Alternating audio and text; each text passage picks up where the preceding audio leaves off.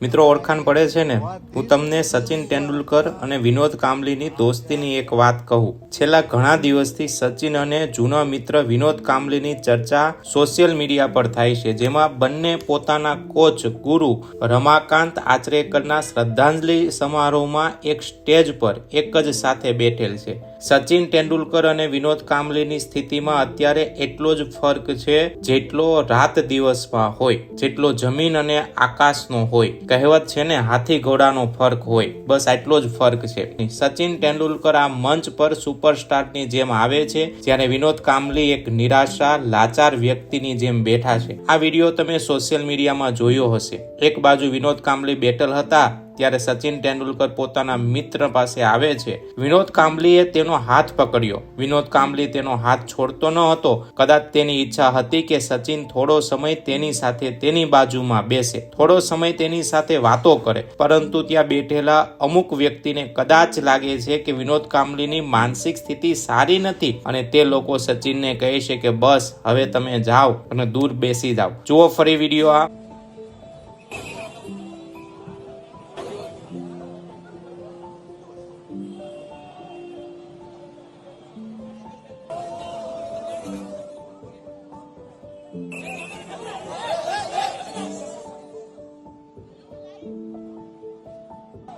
Yes please सगळ्यांना विनंती आहे की प्लीज इथे गर्दी करू नका, प्लीज प्लीज। येस, નાનપણના આ બે મિત્રો એક જ રમતથી પોતાના જીવનની શરૂઆત કરે છે। એક જ ગુરુએ તેમને ભણાવ્યા, એક જ કોચ, બંને એક જ સાથે એક જ ટીમમાં રમ્યા, પરંતુ મંજિલ, લક્ષ્ય સમય જતા ઘણા અલગ પડી ગયું અને બંનેની સ્થિતિમાં ફર્ક જોઈ શકાય છે। સચિન અને કાંબલી બંને નાનપણના મિત્રો છે, બંનેના ગુરુ પણ એક જ છે, બંને ઘણા દશકાઓ સુધી એક સાથે ક્રિકેટમાં રમ્યા। સ્કૂલના દિવસોમાં બંને ભેગા થઈને 664 રનની શાનદાર પાર્ટનરશિપનો વર્લ્ડ રેકોર્ડ બનાવ્યો હતો અને તેમાં વિનોદ કાંબલીએ સચિન કરતા વધુ રન બનાવ્યા હતા। ત્યારે ઘણા લોકો કહેતા કે વિનોદ કાંબલી સચિન કરતા ઘણો વધુ કાબિલ છે, જો તે બરાબર રમશે તો વિનોદ ઘણો જ આગળ જશે। ત્યારબાદ આ બંનેને ભારતીય ક્રિકેટ ટીમમાં રમવાનો મોકો મળે છે, પરંતુ સચિન આ મોકાનો પૂરેપૂરો ફાયદો ઉઠાવે છે અને અનુશાસનની સાથે દરેક મેચની સાથે વધુ ને વધુ મજબૂત થતો ગયો, જ્યારે વિનોદ કાંબલી શિસ્ત, અનુશાસન વગર હેપી ગો લકી નસીબના ભરોસે ચાલતો રહ્યો। પોતાના જીવનમાં સચિનનું નામ ક્યારેય ક્રિકેટ સિવાય કોઈ વિવાદમાં ન જોડાયા, ક્યારેય તેને નાઇટ ક્લબમાં પાર્ટી કરતા ન જોયા, મેચ પછી ક્યારેય કોઈ અભિનેત્રી કે મોડલ સાથે સચિનનું નામ નથી જોડાયું, જેમ કે સામાન્ય રીતે ક્રિકેટ ખેલાડીનું જોડાતું હોય છે। સચિન કાં તો ક્રિકેટના મેદાનમાં હોય, નહીતર તે પોતાના પરિવાર સાથે સમય આપતા હોય, પરંતુ કાંબલી ક્રિકેટથી વધુ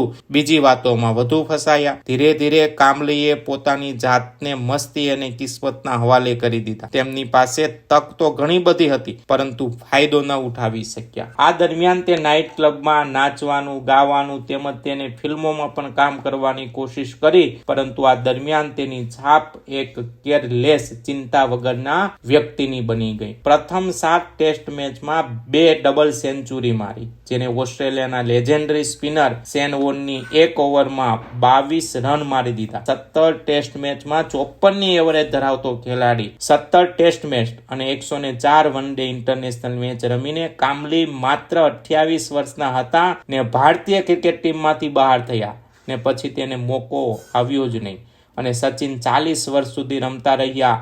લોકો તેને ક્રિકેટના ભગવાન કહેવા લાગ્યા। ટીમમાંથી બહાર થયા પછી કાંબલી દારૂના નશામાં ડૂબી ગયા। આપણા દેશમાં તેનાથી ઓછી ક્રિકેટ રમેલ હોય ને રિટાયર્ડ થઈ ગયા હોય ને પછી ક્રિકેટ સાથે જોડાયેલા રહ્યા છે, તો કોઈ કોમેન્ટેટર બની ગયા, તો કોઈ કોચ બન્યા, કોઈએ પોતાની એકેડેમી ખોલી, આ બધા સારા એવા રૂપિયા કમાય છે, પરંતુ વિનોદ કાંબલી આજે એ સ્થિતિમાં છે કે તેની પાસે પોતાના દવાખાના માટે પણ રૂપિયા નથી। આ સચિનની મોટાઈ છે કે અત્યારે પણ સચિન પોતાના જૂના મિત્રને ભૂલ્યા નથી, પરંતુ વિનોદ કાંબલી આજકાલના યુવાનો માટેની એક શીખ આપે છે કે જબરજસ્ત પ્રતિભા હોય અને કિસ્મત સાથ આપે ને તો પણ અનુશાસન ન હોય, શિસ્ત ન હોય, લાપરવાહી હોય, કામમાં ગમે તેટલી ઊંચાઈ પર હોય, નીચે પડતા વાર નથી લાગતી। બંને સરખા મિત્રોને સાથે જોઈને ક્રિકેટ પ્રેમીઓ ખુશ જરૂર થયા હોય, પરંતુ એક મિત્ર આજે પગ પર ઊભા રહેવા સક્ષમ નથી અને એક મિત્ર સ્વસ્થ છે. જ્યારે સફળતા આવે, સ્ટારડમ આવે, પૈસા આવે